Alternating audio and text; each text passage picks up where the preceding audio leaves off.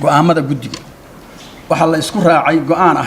in la socodsiiyo shilin Soomaaliga lana soo celiyo kalsoonidii lagu qabay isticmaalka shilinka si loo xasiliyo sicirka sarifka ee shilinka Soomaaliga go'aamada guddiga ee soo celinta xasiloonida sicirka shilinka iyo fulintooda kuwaas oo ay iska kaashan doonaan dawladda ganacsatada iyo qaybaha kala duwan ee bulshada Puntland ayaa waxay kala yihiin sida hoos ku qoran kow waxaa la xaqiijiyay in lacagta shilin Soomaaliga ee suuqyada Puntland ku wareegtaa ay ku badan tahay sidaa darteed waxaa la go'aamiyay in bangiga lagu xireeyo lacagta ku badan suuqyada lacagaha shilin Soomaaliga ee culayska ku ah suuqa waxaa xireyntooda iska kaashanaya dawladda iyo ganacsatada iyadoo lacagahaas la dhigayo bangiga dawladda si loo gaaro xal waara marka suuqu xasilana waxaa lacagta ganacsatada loogu fasaxayaa si tartiib ah shaqadaas oo noqon doonta mid iskaashi oo xasilinta suuqa ah labo waxaa la isla gartay in lacagta suuqa laga xireynayo ay dawladdu xireyso kala bar lacagtaas culayska keentay barka kalena ganacsatadu xireyso faahfaahintu meel kale ku qoran tahay waxaa la isla raacay macnaha faahfaahinta markaan ka hadlayo waxa weeyaan qolo walba inta ay xireynayso inta ay leeg tahay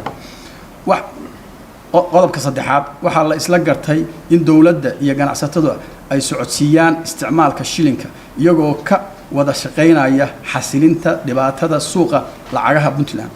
afar waxaa la qaatay go'aan ah in dawladda cashuurta dekada ay ku qaado lacag dhan 20% sidoo kalena mushaharka iyo adeegyada kale ay ku bixiso 20% shilin Soomaaliga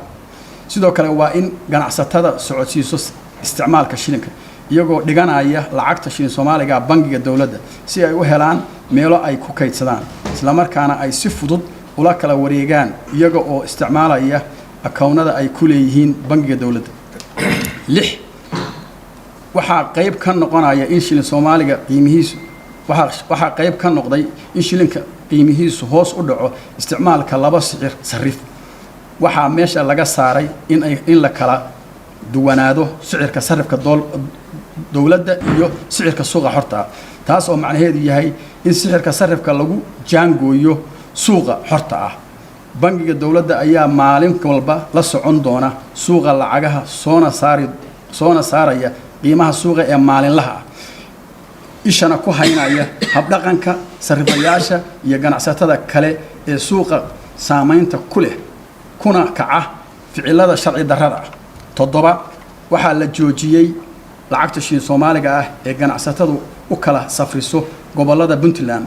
ganacsatada waxaa lagu wargelinayaa inay qulqulka lacagta shilin Soomaaliga ah ay akoomada bangiga dhigtaaniin tusaale ahaan haddii lacag ka taalo gaalkacayaad dhigaysaa bangiga waxaadna ka qaadanaysaa Boosaaso ama Garowe adigoo loo soo qaadanayo jir